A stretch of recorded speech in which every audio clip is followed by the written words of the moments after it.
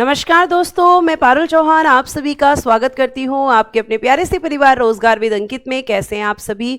प्रियंका, वीरेश, अंशु, सुनील, सुखविंदर, वीरपाल, वेद प्रकाश, कोमल, मगाराम, भरी, अमन, शिकारवर, आप सभी को मेरी तरफ से गुड मॉर्निंग, गुड आफ्टरनून, नमस्ते, राधे राधे, राम राम, शस्त्र अकाल। प्यारे प्यारे बच्चों, कैसे आप सभी? उम्मीद है आप बहुत अच्छे होंगे और आपका रिवीजन भी बहुत अच्छा चल रहा होगा। आप सभी लोग जल्दी से लाइव आ जाएंगे, सेशन के साथ जुड़ जाएंगे ताकि हम क्लास को स्टार्ट कर सकें। आप अच्छे से एक बात जानते हैं कि हम आपको पढ़ा रहे थे सुप्रीम कोर्ट यानी कि उच्चतम न्यायालय। आज हम उसमें पढ़ेंगे powers of supreme court, then हम चले जाएंगे हाई कोर्ट की तरफ।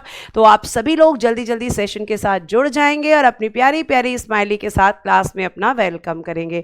सभी लोग जल्दी से आ जाइए। देखो बेटा, आपको सामने तो देख नहीं सकते, तो आपकी जो ये स्माइली आती हैं, आपके जो ये रिएक्शंस आते हैं, उन्हीं से दिल खुश हो जाता है कि भाई चलो आप लोग खुश हो, है ना। और आप लोग हमेशा खुश ही रहने चाहिए। तो सभी लोग जल्दी से लाइव आ जाएंगे, फटाफट से आ जाइए फटाफट एक बार। अगर हम यहाँ पे बात करते हैं तो आपको पता है कि हम क्या पढ़ रहे थे? हम पढ़ रहे थे मैम उच्चतम न्यायालय, है ना। हम पढ़ रहे थे मैम सुप्रीम कोर्ट, ये आपको मैं पढ़ा रही थी बच्चा। और लास्ट मैंने आपको बताया था रिस्ट्रिक्शंस ऑन जजेस, कि आपके जो न्यायाधीश हैं उन पर मैंने आपको बताया था प्रतिबंध, कि उन पर क्या रिस्ट्रिक्शंस होते हैं, उन पर क्या प्रतिबंध होते हैं। आज मेरा बर्थडे नहीं है, ठीक है, बर्थडे नहीं है बेटा, ठीक है। बर्थडे क्यों बना देते हो तुम? किसी भी टीचर को किसी भी दिन पैदा कर देते हो, है ना। बर्थडे किसने बोल दिया तुम्हें मेरा बर्थडे है? ये बताओ। आज मेरा कोई बर्थडे नहीं है, बस जबरदस्ती कि आपका बर्थडे मना लेते हैं आज, और कुछ नहीं। तो चलिए अब हम स्टार्ट करते हैं। क्या हेडिंग देंगे हम इसके जस्ट नीचे? हम हेडिंग देंगे पावर्स ऑफ सुप्रीम कोर्ट। हम हेडिंग देंगे powers of supreme court. Powers of supreme court, उच्चतम न्यायालय की शक्तियां। पावर्स ऑफ सुप्रीम कोर्ट, उच्चतम न्यायालय की शक्तियां। उच्चतम न्यायालय की शक्तियां, पावर्स ऑफ सुप्रीम कोर्ट, ठीक है, उच्चतम न्यायालय की शक्तियां। हम ये आपको प्यारे बच्चे यहाँ पर हेडिंग डलवाई है। और अब हम यहाँ पे बात करने वाले हैं आपसे उच्चतम न्यायालय की शक्तियाँ, ठीक है। मैं बिल्कुल ठीक हूँ, आप सभी लोग फटाफट से अब पढ़ना स्टार्ट करेंगे। अगर मैं बात करती हूँ तो आप देखोगे यहाँ पर उच्चतम न्यायालय की शक्तियों में आप फर्स्ट यहाँ पे लिखेंगे मूल क्षेत्राधिकार। इसको या तो आप कह सकते हो मूल, या आप इसको कह सकते हो प्रारंभिक क्षेत्राधिकार, यानी कि हम कह सकते हैं ओरिजिनल जुरिस्डिक्शन। क्या कह सकते हैं इसको इंग्लिश में? इंग्लिश में हम इसको बोलेंगे ओरिजिनल जुरिस्डिक्शन। ओरिजिनल जुरिस्डिक्शन, ठीक है, मूल क्षेत्राधिकार, ओरिजिनल जुरिस्डिक्शन। ये चीज आपको बहुत अच्छे से ध्यान रखनी है। अब इसका क्या मतलब होता है? इसका क्या मतलब होता है? इसका मतलब होता है कि भाई ऐसे आपके मैटर्स, ऐसे आपके मामले जो केवल सुप्रीम कोर्ट में ही जाते हैं, यानी उन पर सुनवाई का अधिकार केवल और केवल सुप्रीम कोर्ट को होता है, किसी अदर कोर्ट को नहीं होता। अगर उनमें से कोई भी मामला होगा तो वो डायरेक्टली सुप्रीम कोर्ट जाएगा, वो कभी भी हाई कोर्ट या डिस्ट्रिक्ट कोर्ट में नहीं जाता है, ठीक है। अगर मैं आपसे ध्यान, आप यहां पे देखेंगे मूल अधिकार या आपका प्रारंभिक क्षेत्राधिकार। अब इसका आर्टिकल क्या होता है मैम? तो आर्टिकल होता है बेटा जी 131। तो हम इसमें क्या लिखेंगे? हम लिखेंगे ऐसे मामले सॉरी, ऐसे मामले, यानी कि मामलों को क्या कहेंगे हम? मैटर्स। ऐसे मामले जिन पर सुनवाई का अधिकार, ऐसे मामले जिन पर सुनवाई यानी कि हियरिंग, सुनवाई को क्या कहते हैं इंग्लिश में? Hearing.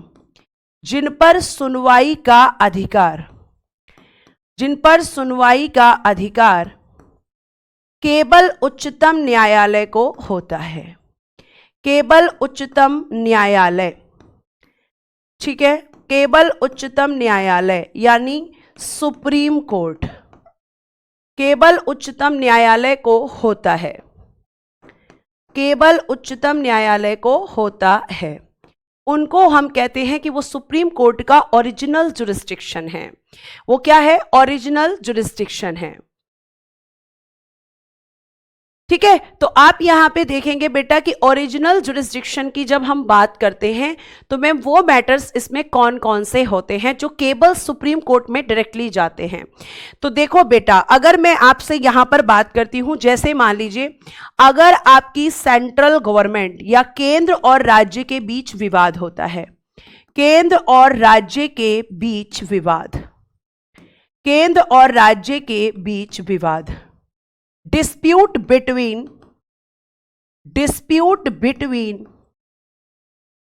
center and state, centre and state, dispute between centre and state, केंद्र और राज्यों के बीच में जो विवाद होता है, अगर किसी केंद्र मतलब सेंट्रल गवर्नमेंट केंद्र से, सेंटर से अगर किसी राज्य का विवाद हो जाता है किसी भी बात को लेकर, तो वो मामला सीधा कहां पर जाएगा, आपका सुप्रीम कोर्ट में। सर्वोच्च न्यायालय होता है ना मैम बेटा, चाहे आप उच्चतम न्यायालय कह लो, चाहे आप इसको सर्वोच्च न्यायालय कह लो, चाहे आप इसको सुप्रीम कोर्ट कह लो, ठीक है देव, तो आप कुछ भी इसे कह सकते हो। ठीक, आगे देखिएगा, केंद्र और राज्य के बीच विवाद हो जाए या फिर आपके राज्य और राज्यों के बीच का विवाद हो जाए, राज्य और राज्य के बीच विवाद हो जाए, यानी dispute between state and state, तब भी ये मैटर कहां पर जाएगा, तब भी ये मैटर मैम हमारा सुप्रीम कोर्ट में ही जाएगा।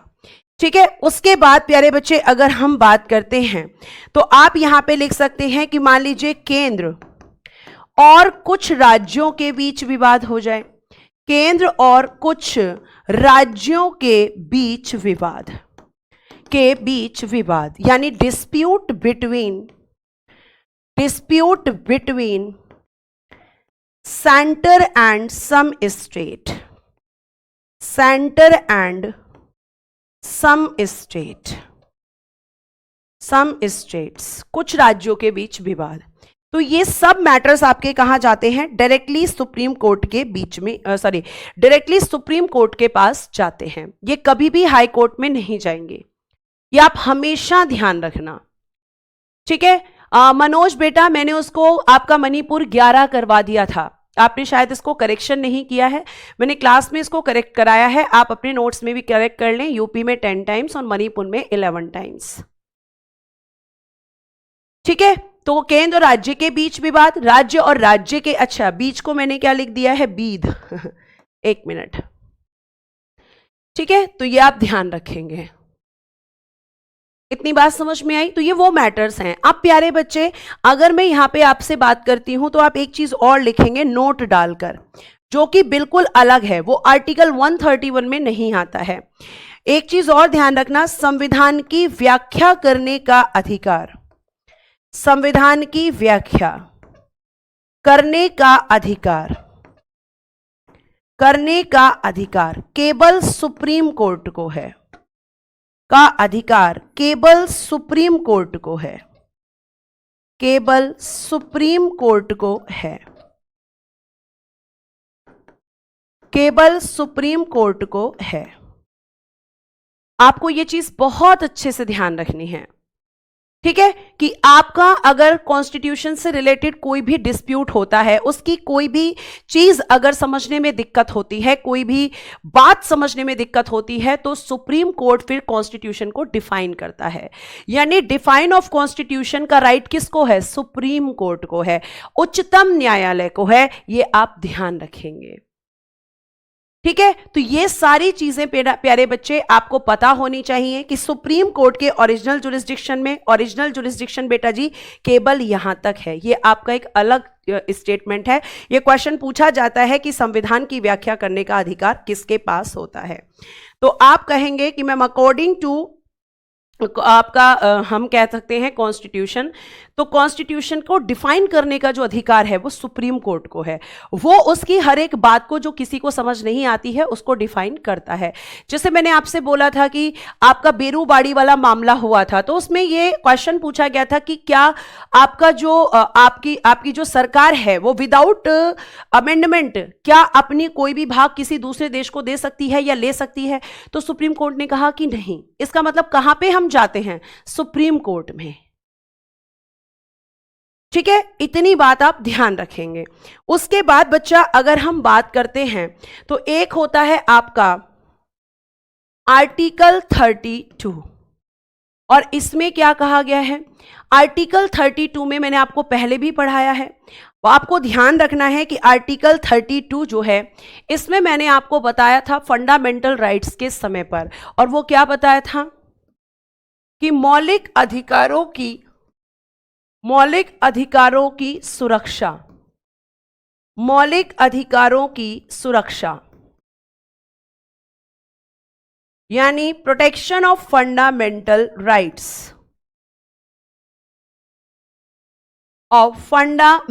राइट्स, मौलिक अधिकारों की सुरक्षा के लिए रिट जारी करता है। रिट जारी करता है। रिट को बेटा इंग्लिश में भी रिट ही कहते हैं, और आपको मैंने ये बताया हुआ है कि रिट कौन कौन सी होती हैं। लेकिन अगर हम बात करते हैं, मैं यही लिखवा देती हूं, तो बेटा जी यही अधिकार आर्टिकल 126 में, यही अधिकार हाई कोर्ट को भी है। यही अधिकार हाई कोर्ट को भी है, यानी ये ऐसी पावर है जो सुप्रीम कोर्ट के पास भी है और हाई कोर्ट के पास भी है। एक चीज और लिखना, जहां सुप्रीम कोर्ट केवल मौलिक अधिकारों की सुरक्षा के लिए, मौलिक अधिकारों की सुरक्षा के लिए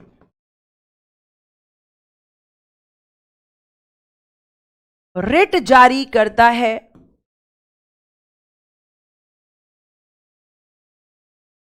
वहां हाई कोर्ट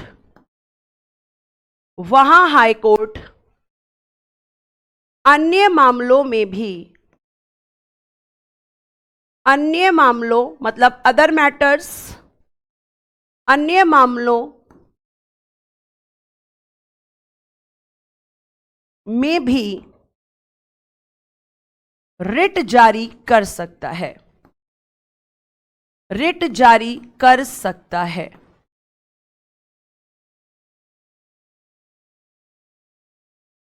तो यहां पे रिट की अगर हम बात करते हैं, एक मिनट, देखो मैंने क्या लिख दिया, 126 लिख दिया है, यहां इसको ठीक करना। आर्टिकल 226, 226 नंबर की बस, आर्टिकल 226, ठीक है, 226 नंबर हम यहां पे याद रखेंगे। तो यहां पे हम क्या कह सकते हैं? यहां पे हम ये कह सकते हैं मैम कि रिट जारी करने की जो पावर आपकी ज्यादा होती है वो किसकी होती है? हाई कोर्ट की, क्योंकि ये अदर मैटर्स में भी कर सकता है, ठीक है। और ये आपका बेटा 132 नहीं होगा, 32 होगा, 32 होगा बेटा, 132 नहीं होगा, यहां 226 होगा, ठीक है। तो आपको ध्यान रखना है। पूनम, रिट क्या होता है? जाकर पढ़िए फंडामेंटल राइट्स में, जिसको नहीं पता है, ठीक है। आगे चलिए, इतनी बात आपको समझ में आ रही है? यहां तक समझ में आया तो एक बार थम्स अप कर दें फटाफट से, ठीक है। अब एक होता है आपका आर्टिकल 129, इसमें कहा गया है अभिलेख न्यायालय। अब ये क्या होता है? जिसको आप कहेंगे court of record, court of record, ठीक है। जो दोनों के पास है वो दोनों में यहीं पे लिखवा देनी हूं, हाई कोर्ट में का भी और सुप्रीम कोर्ट का भी, ठीक है। बच्चा कह रहा है कितने सुप्रीम कोर्ट हैं टोटल? इसने यहां एक ही सुप्रीम कोर्ट होता है, एक ही सुप्रीम कोर्ट होता है, ठीक है। तो अभिलेख न्यायालय यानी कोर्ट ऑफ रिकॉर्ड की जब हम बात करते हैं तो ये आपका सुप्रीम कोर्ट भी है और हाई कोर्ट भी है। जैसे आर्टिकल 129 में आपका कौन सा अभिलेख न्यायालय होता है? तो मैम सुप्रीम कोर्ट की बात की गई है। सुप्रीम कोर्ट हमारा कोर्ट ऑफ रिकॉर्ड है अकॉर्डिंग टू आर्टिकल 129। और प्यारे बच्चे, अगर हम हाई कोर्ट की बात करते हैं तो आर्टिकल 215 के अनुसार अभिलेख न्यायालय यानी कोर्ट ऑफ रिकॉर्ड होता है हाई कोर्ट।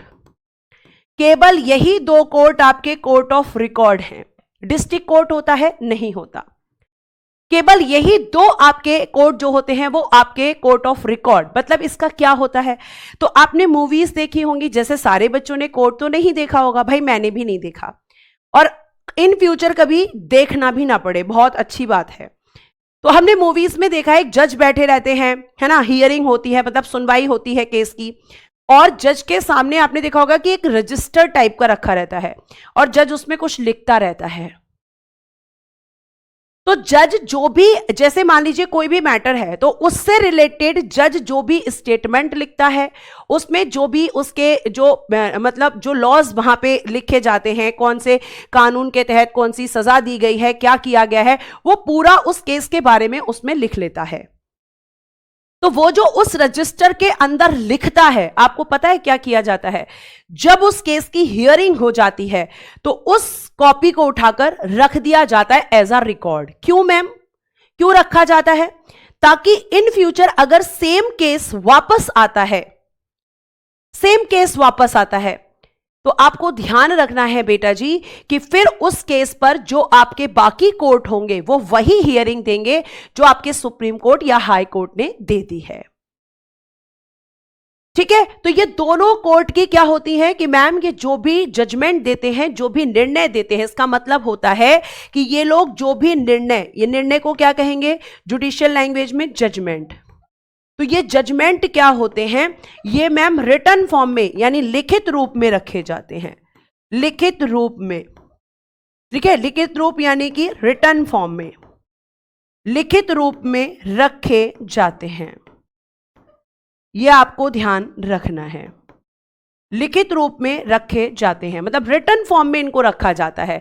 क्यों? क्योंकि सेम केस आने पर हम सेम डिसीजन दे सकें और उस पर कोई क्वेश्चन नहीं उठा सकता, क्योंकि वो जजमेंट पहले दिया जा चुका है। तो क्या जजमेंट को बदला नहीं जा सकता? बदला जा सकता है, लेकिन वो अधिकार किसके पास होता है? क्या वो भी सुप्रीम कोर्ट और हाई कोर्ट दोनों के पास होता है? जी नहीं, वो अधिकार केवल सुप्रीम कोर्ट के पास होता है। क्योंकि बेटा अगर आप देखो, अगर आप डिस्ट्रिक्ट कोर्ट में गए, यहां से आप सेटिस्फाइड नहीं हो तो आप हाई कोर्ट में जा सकते हो, फिर आप हाई कोर्ट से भी सेटिस्फाइड नहीं हो तो आप सुप्रीम कोर्ट में जा सकते हो, लेकिन सुप्रीम कोर्ट के जजमेंट के खिलाफ तो आप सुप्रीम कोर्ट में ही जा सकते हो। वहां पे आप हाई कोर्ट या डिस्ट्रिक्ट कोर्ट में थोड़ी जाओगे कि सुप्रीम कोर्ट के डिसीजन से भी हम एग्री नहीं करते। और उस पावर को क्या कहते हैं वो भी मैं आपको बताऊंगी।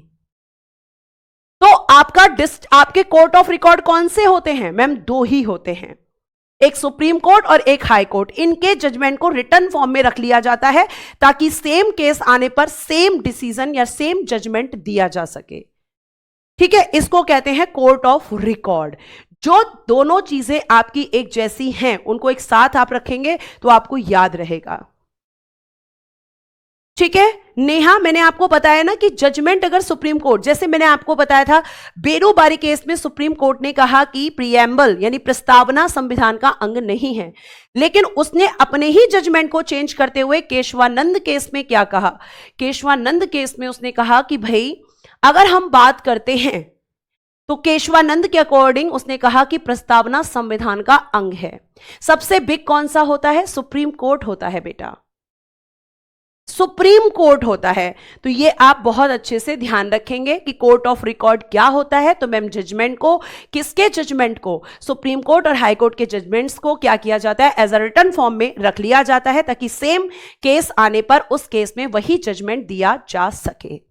ठीक है, अब जजमेंट चेंज होता है या नहीं होता है वो भी मैं आपको यहां पर बताने वाली हूं। देखिए, एक होता है आपका आर्टिकल 132 और इसमें कहा गया है कि जो कॉन्स्टिट्यूशनल मैटर्स होते हैं, ठीक है, उसके लिए आप क्या कर सकते हो? सुप्रीम कोर्ट में अपील कर सकते हो। संवैधानिक मामलों में अपील, संवैधानिक मामलों में अपील। ठीक है, appellate in constitutional matters, constitutional matters, appellate in constitutional matters, संवैधानिक मामलों में अपील। तो जब हम संवैधानिक मामलों में अपील की बात करते हैं, जुरिस्डिक्शन मतलब जो इसका संवैधानिक मामले होते हैं, कॉन्स्टिट्यूशनल मैटर्स, जैसे आपके किसी भी आर्टिकल से रिलेटेड कोई मैटर है, मान लीजिए जैसे आर्टिकल 25, तो उसमें रिलीजन की बात की गई है, धर्म की बात की गई है। तो आपको ध्यान रखना है बेटा कि जब धर्म की बात की गई है और आर्टिकल 25 उससे रिलेटेड है, तो वहां पर फिर वो कॉन्स्टिट्यूशनल मैटर होगा। और यहां से क्वेश्चन बनता है कि जब कॉन्स्टिट्यूशनल मैटर्स में अपील की जाती है, मतलब सुप्रीम कोर्ट में केस को डाला जाता है, तो वहां पर मिनिमम नंबर ऑफ जजेस कितने होने चाहिए आपके किसी भी कॉन्स्टिट्यूशनल मैटर की हियरिंग के लिए। तो संवैधानिक मामलों में अपील जब की जाती है, तो इन पर जब सुनवाई होती है, इन पर जब हियरिंग होती है बेटा, तो वो तब हो सकती है जब आपके हियरिंग में कम से कम न्यायाधीशों की संख्या 5 हो। न्यायाधीशों की संख्या कितनी होनी चाहिए? 5। ठीक है, यानी मिनिमम नंबर ऑफ जजेस, मिनिमम नंबर ऑफ जजेस कितने होने चाहिए? तो आप कहोगे मैम 5 होने चाहिए।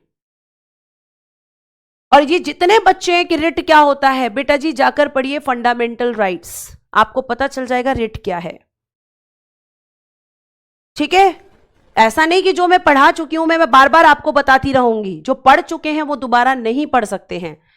तो मिनिमम नंबर, मिनिमम इतना होना चाहिए। अगर कॉन्स्टिट्यूशनल मैटर में इतने जजेस नहीं हैं तो उस मैटर पे सुनवाई नहीं हो सकती, वो मैटर आगे बढ़ेगा ही नहीं। तो इस पर हियरिंग के लिए कितने जजेस चाहिए मैम? कितने चाहिए बताओ जल्दी से? 5। ये क्वेश्चन आता है। मैक्सिमम कितने भी हो सकते हैं। अब तक की आपकी सबसे बड़ी जजेस की जो बेंच बैठी है, सबसे बड़ी जो पीठ बैठी है अब तक, वो बैठी है केशवानंद केस में। 11 जजेस बैठे थे वहां पर। कितने जजेस थे बेटा जी? 11 जजेस। तो ये आपकी किसकी पावर है? सुप्रीम कोर्ट की। सुप्रीम कोर्ट, सुप्रीम कोर्ट की। क्लियर है यहां तक? आप लिख लेना इसको कि अब तक न्यायाधीशों की सबसे बड़ी बेंच या सबसे बड़ी पीठ जो बैठी है वो केशवानंद केस में बैठी है। ठीक है, आगे चलिए। फिर हम आते हैं कि भाई आपके कॉन्स्टिट्यूशनल मैटर में अपील हो गई। फिर आते हैं आर्टिकल 133 में क्या कहा गया है? आर्टिकल 133 में सिविल मामलों में अपील, सिविल मामलों में appeal. Appellate in civil matters, appellate in civil matters,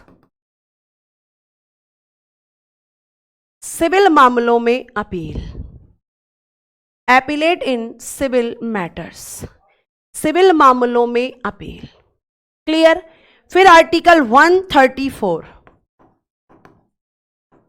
आप सुप्रीम कोर्ट में आपराधिक मामलों में भी अपील कर सकते हो। आपराधिक मामलों में appeal. Appellate in criminal matters, appellate in criminal matters. Clear है? यह आपको ध्यान रखना है। हाँ नेहा, आपका लिखित जजमेंट तो सभी लिखित होते हैं, डिस्ट्रिक्ट कोर्ट भी रिटन फॉर्म में देते हैं, लेकिन वो एज अ रिकॉर्ड नहीं रखे जाते। एज अ रिकॉर्ड केवल रखे जाते हैं सुप्रीम कोर्ट और हाई कोर्ट के जजमेंट। ठीक है, तो ये आपका यहां पे ये हुआ। उसके बाद देखना बेटा, आपका एक होता है आर्टिकल 137। इसमें आपका होता है प्यारे बच्चे, अगर हम बात करते हैं पुनराविलोकन का क्षेत्राधिकार, पुनराविलोकन का क्षेत्राधिकार।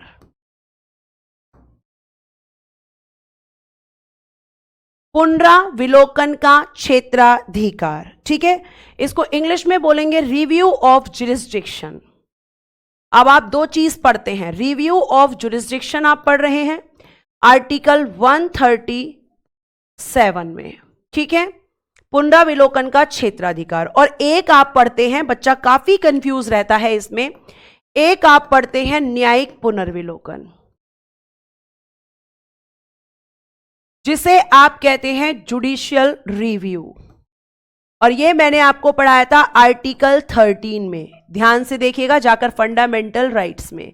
जो बच्चे रिवीजन करते हैं उनको पता होगा, और जो नहीं करते वो भूल चुके होंगे।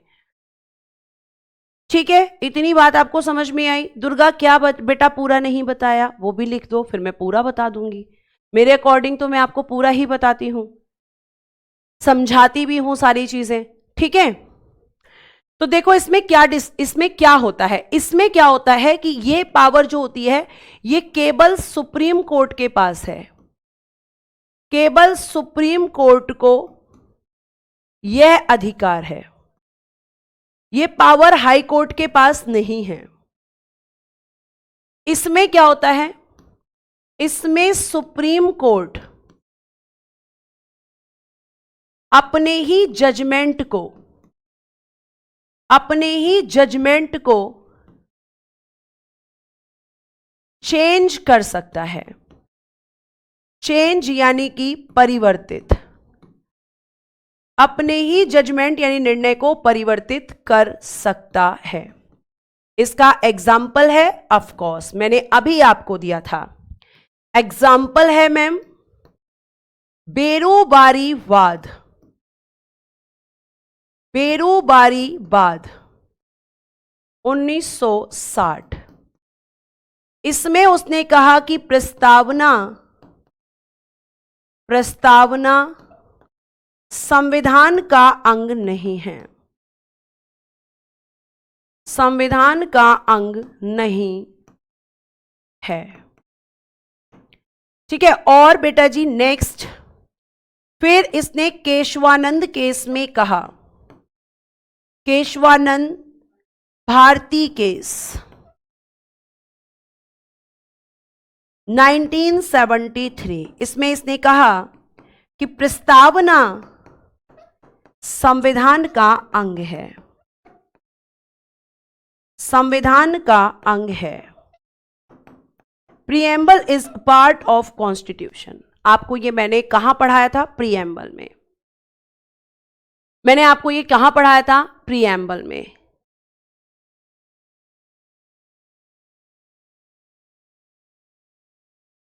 क्योंकि शोभित जब वो मैटर आता है तो उससे रिलेटेड मैटर्स में क्या हियरिंग हुई है ये जजेस को देखना पड़ता है, इसलिए सेम केस आने पर सेम जजमेंट देने के चांसेस होते हैं। और आपको मैं बता दूं कि केवल सुप्रीम कोर्ट ही अपने जजमेंट को चेंज कर सकता है, हाई कोर्ट या डिस्ट्रिक्ट कोर्ट्स नहीं, क्योंकि यह पावर केवल सुप्रीम कोर्ट को, हाई कोर्ट को नहीं होती है। ठीक है, आगे देखिए। अब न्यायिक पुनर्विलोकन, जुडिशियल रिव्यू में मैंने आपको क्या बताया था, जुडिशियल रिव्यू में मैंने आपको बताया था कि अगर कोई भी कानून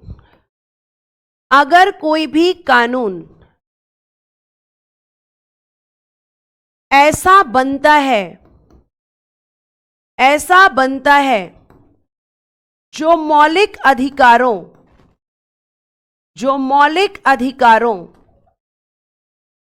का उल्लंघन करता है, मौलिक अधिकारों का उल्लंघन यानी वायलेशन ऑफ कॉन्स्टिट्यूशन,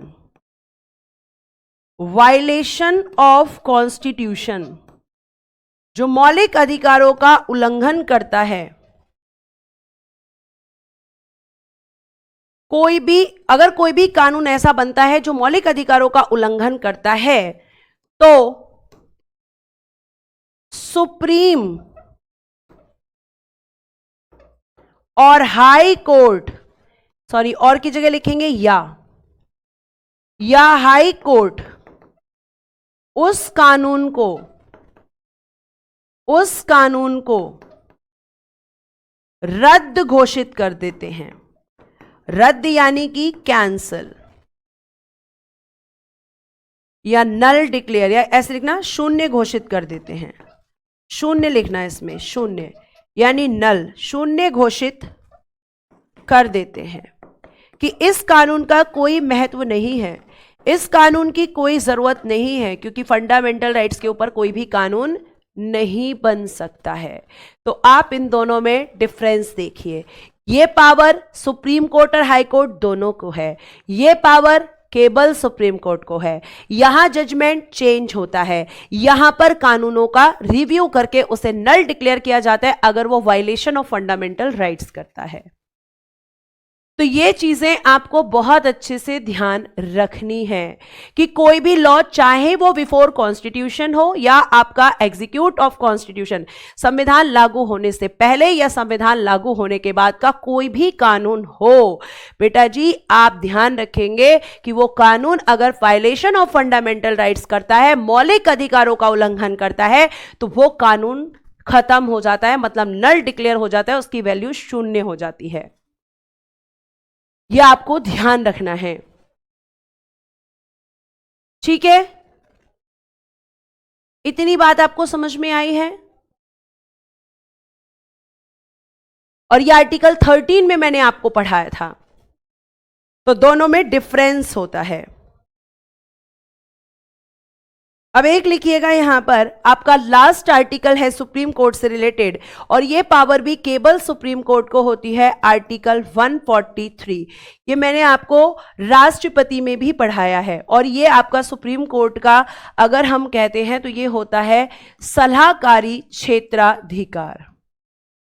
राष्ट्रपति के लिए ये आर्टिकल होता है आपका जुरिस्डिक्शन पावर्स, यानी कि न्यायिक शक्तियां, और सुप्रीम कोर्ट के लिए आर्टिकल होता है एडवाइजरी जुरिस्डिक्शन। एडवाइजरी जुरिस्डिक्शन, सलाहकारी क्षेत्राधिकार, और ये भी किसके पास है? केवल सुप्रीम कोर्ट के पास, केवल सुप्रीम कोर्ट के पास।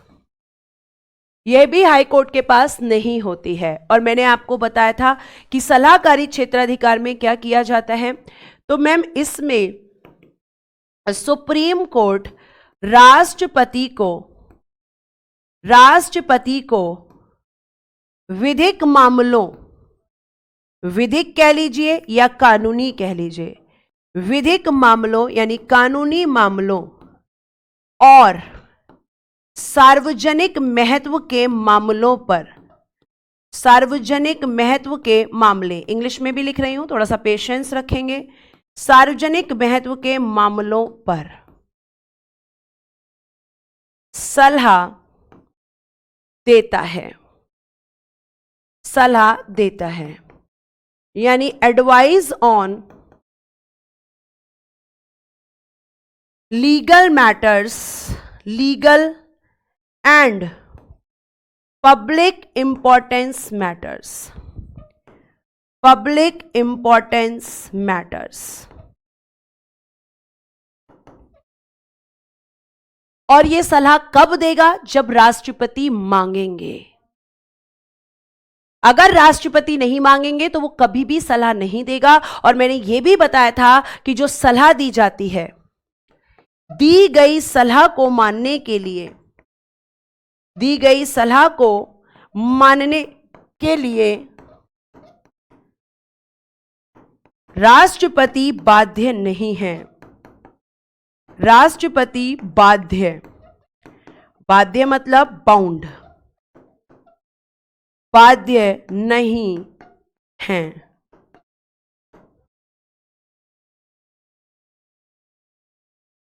यह है आपका सुप्रीम कोर्ट, यह है आपका सुप्रीम कोर्ट।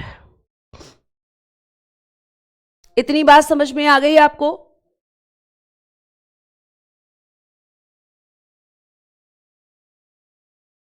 इतनी बात समझ में आ गई? अगर आ गई है तो आपका ये चैप्टर यहां पर फिनिश होता है। और आप जानते हैं किसके साथ? प्यारी सी स्माइली के साथ। और अब हम स्टार्ट करेंगे आपका, ध्यान से सुनिएगा,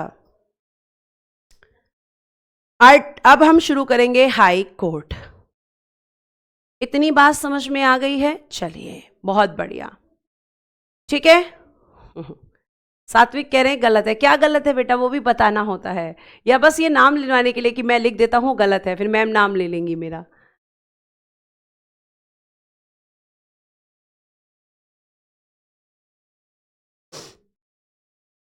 नेक्स्ट देखिएगा, हाई कोर्ट। बेटा जो बच्चे रेगुलर क्लास नहीं लेते हैं उनसे रिक्वेस्ट है कि वो पहले रेगुलर क्लासेस लें। उच्च न्यायालय, और ये किसके नीचे काम करते हैं, मतलब किसके नीचे होता है, तो मैम सुप्रीम कोर्ट के जस्ट नीचे। एक बच्चा कह रहा है कि दूसरे मामले में मत देना अनिवार्य है। नहीं बेटा, दूसरे मामले में सलाह देना जो आपने कहा है कि पब्लिक इंपॉर्टेंस में, नहीं, पब्लिक इंपॉर्टेंस के नहीं होते वो, मैं बताती हूं वो कौन से। जब आपने पूछ ही लिया है, आप इतना डीप में जा ही रहे हो तो सुन लो। मान लीजिए कि आपका कोई संधि हुई है, यानी कि ट्रीटी किसी देश के साथ में, या कोई समझौता हुआ था, यानी कि एग्रीमेंट हुआ था। यहां पे सुप्रीम कोर्ट जब ही देगा सलाह जब राष्ट्रपति मांगेंगे, है ना, और वो बिना मांगे नहीं देगा। लेकिन जब संधि या समझौते जो कि आपकी भारत की स्वतंत्रता से पहले के होंगे, उनमें सुप्रीम कोर्ट को एडवाइस देना पड़ेगा, वहां पे कंपलसरी है। लेकिन राष्ट्रपति इन मामलों में भी दी गई सलाह को मानने के लिए बाध्य नहीं है। आपके एग्जाम में इतना डीप नहीं आएगा, इसलिए मैंने इसको स्किप कर दिया। लेकिन आप में से बहुत सारे बच्चे हैं जो पढ़ते हैं चीजों को, तो वो आपके संधि और समझौते जो कि आपकी भारत की आजादी से पहले किसी देश के साथ हुए थे, उनसे रिलेटेड अगर कोई मैटर है तो वहां सुप्रीम कोर्ट बाउंड है कि उसको सलाह देनी पड़ेगी। इस मामले में सलाह देना कंपलसरी है, पब्लिक इंपॉर्टेंस में और लीगल मैटर्स में नहीं।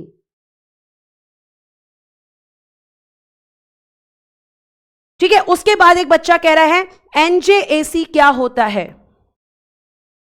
एनजेएसी, इसको कहते हैं national judiciary appointment commission. Appointment commission Hindi में कहेंगे राष्ट्रीय न्यायिक नियुक्ति आयोग। राष्ट्रीय न्यायिक नियुक्ति आयोग।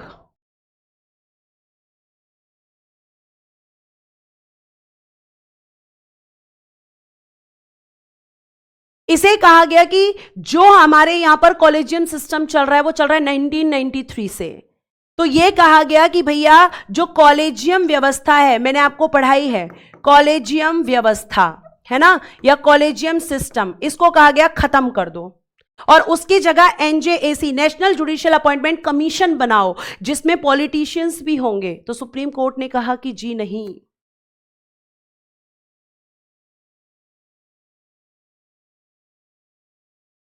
सुप्रीम कोर्ट ने कहा कि नहीं, हमें एनजेएसी वाली कोई व्यवस्था नहीं बनाएंगे, बल्कि हम कॉलेजियम सिस्टम को ही कंटिन्यू करेंगे। और यह आपका सुप्रीम कोर्ट ने कैंसिल कर दिया था। आप कोई भी क्वेश्चन पूछ लो, मैं हर क्वेश्चन का आंसर दूंगी, लेकिन अब दिक्कत क्या है? दिक्कत है कि वो आपके पेपर से संबंधित है या नहीं।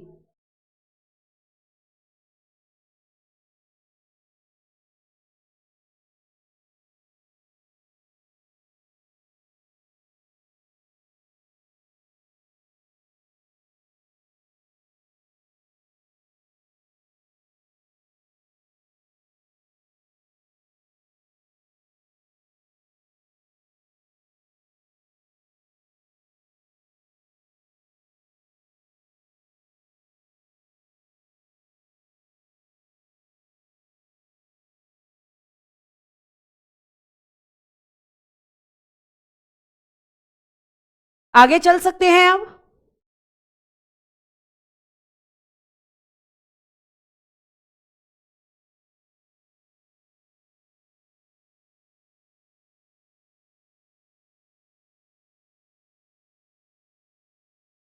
आ गया समझ में?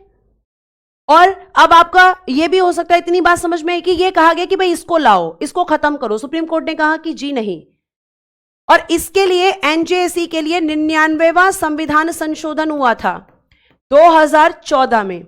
इस संशोधन को क्या कर दिया गया था? रद्द, कैंसिल कर दिया गया था इसको।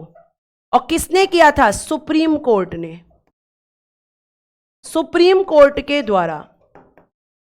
ये लीजिए आपके क्वेश्चंस के आंसर।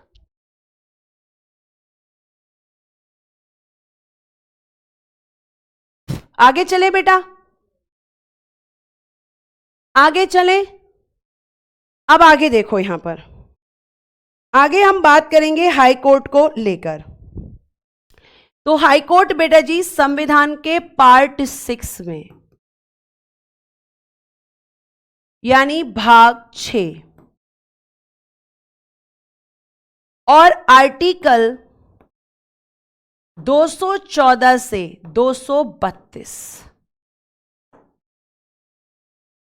आर्टिकल 214 से आर्टिकल 232, इतनी बात आपको समझ में आ रही है।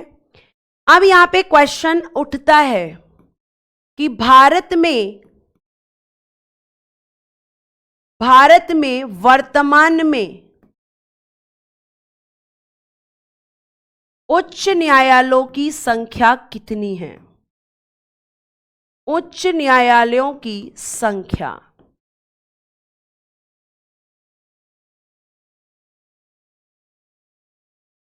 लिखिएगा number of high courts. Number of high courts कितने हैं बेटा जी? 25 इन प्रेजेंट, वर्तमान में। इतनी बात समझ में आ रही है? तो आप कहोगे सबने कहा है 25 हाई कोर्ट हैं, और बेटा जी जो 25वां हाई कोर्ट है, 25वां हाई कोर्ट, ये आपका कहां पर है? आंध्र प्रदेश के अमरावती में। आंध्र प्रदेश के अमरावती में आपका 25वां हाई कोर्ट है। आंध्र प्रदेश के अमरावती में 25वां हाई कोर्ट है। और इसने बेटा कार्य प्रारंभ कब से किया है? फंक्शन कब से स्टार्ट किए हैं? तो 1 जनवरी 2019 से। 1 जनवरी 2019 से। ठीक है। फिर बात आती है कि भारत में पहला हाई कोर्ट कहां पर बनाया गया था? यह क्वेश्चन आता है, भारत का पहला हाई कोर्ट कहां पर बना था? ठीक है। तो आपको मैं बता दूं बेटा कि अगर हम बात करते हैं, ध्यान से सुनिएगा, तो आप कहेंगे भारत के पहले उच्च न्यायालय की स्थापना, पहले उच्च न्यायालय यानी कि first high court, first high court of India, Bharat के पहले उच्च न्यायालय की स्थापना। तो लिखिएगा पहला आपका बना था कोलकाता, कोलकाता, जिसे उस टाइम कहते थे कलकत्ता, 1862 में। ठीक है, 1862 में। फिर आपका बंबई, यह भी बना था 1862 में, लेकिन फर्स्ट बना था कोलकाता में। फिर आपका मद्रास यानी कि चेन्नई, जिसको इन प्रेजेंट आप कहते हो चेन्नई, 1862 में। और आपका फोर्थ हाई कोर्ट बना था, फोर्थ हाई कोर्ट 1866 में, जिसे हम आज कहते हैं Prayagraj high court, Prayagraj high court. यह आपका बना था प्रयागराज हाई कोर्ट। ठीक है। बंबई को इन प्रेजेंट हम क्या कहते हैं? मुंबई, इन प्रेजेंट कहते हैं मुंबई। तो ये आप ध्यान रखेंगे, यह आपके हाई कोर्ट के बारे में बेटा यहां पर है। ठीक है। अब हम बात करते हैं कि अगर मैं आपसे बात करूं अगर मैं आपसे यहां पर बात करूं बच्चा, तो आप यहां पे ध्यान रखेंगे एक चीज को बहुत अच्छे से, और वो चीज आपको ध्यान रखनी है। जैसे मैंने आपको लिखवाया आर्टिकल 214, तो आर्टिकल 214 में क्या कहा गया है? इसमें कहा गया है कि भैया एक राज्य के लिए एक हाई कोर्ट, एक राज्य के लिए क्या होगा? एक राज्य के लिए एक उच्च न्यायालय, एक उच्च न्यायालय,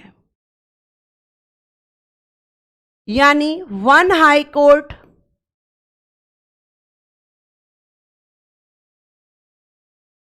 for one state, one high court for one state, एक राज्य के लिए एक उच्च न्यायालय होगा। ये किसमें कहा गया है? आर्टिकल 214 में।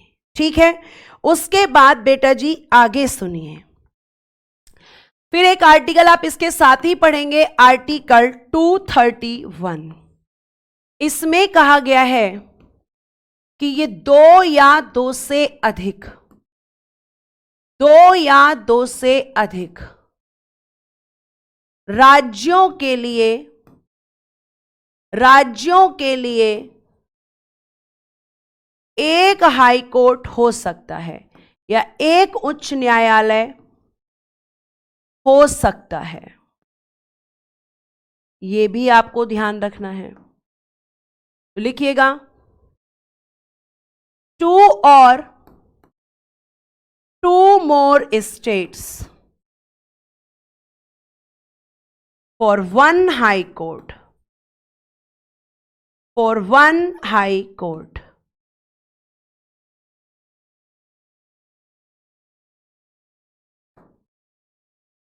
ठीक है, ये आप ध्यान रखेंगे। उसके बाद बेटा जी आपका आर्टिकल 241, इसमें कहा गया है दो या दो से अधिक राज्यों, एक मिनट यहां पे ये लिखना, दो या दो से अधिक राज्यों के लिए, या एक मिनट रुकना बेटा थोड़ा सा, दो या दो से अधिक राज्यों के लिए या केंद्र शासित प्रदेश, केंद्र शासित प्रदेश का एक हाई कोर्ट हो सकता है या एक उच्च न्यायालय हो सकता है, एक उच्च न्यायालय हो सकता है। लिखना, टू और टू मोर स्टेट्स और UTs for one high court. ऐसा भी हो सकता है कि दो राज्य हों और एक केंद्र शासित प्रदेश, उसका एक हाई कोर्ट। ऐसा भी हो सकता है कि आपका, आप ध्यान रखेंगे कि भाई मान लीजिए कि आपका दो राज्यों का एक हाई कोर्ट, और ऐसे कौन कौन से हाई कोर्ट्स हैं वो भी मैं आपको बताऊंगी, उसकी लिस्टिंग में आपको लिखवाऊंगी। ठीक है, तो आपका आर्टिकल 241 में क्या है? इसमें कहा गया है कि भाई संसद यानी कि पार्लियामेंट, संसद केंद्र शासित प्रदेशों के लिए, केंद्र शासित प्रदेश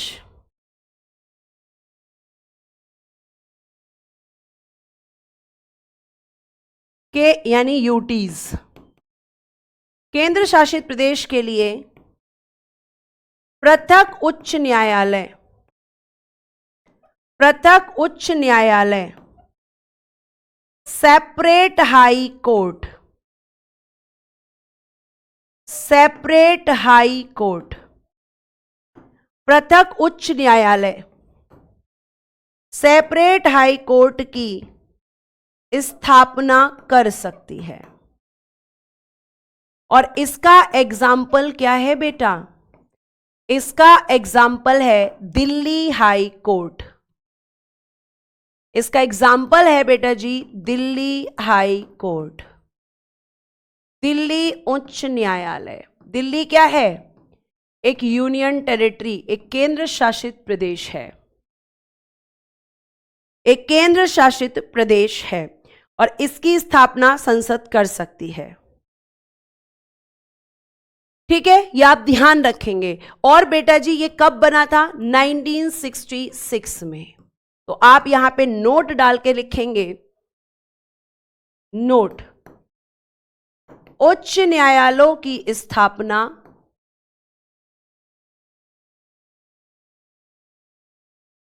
एस्टैब्लिशमेंट ऑफ हाई कोर्ट,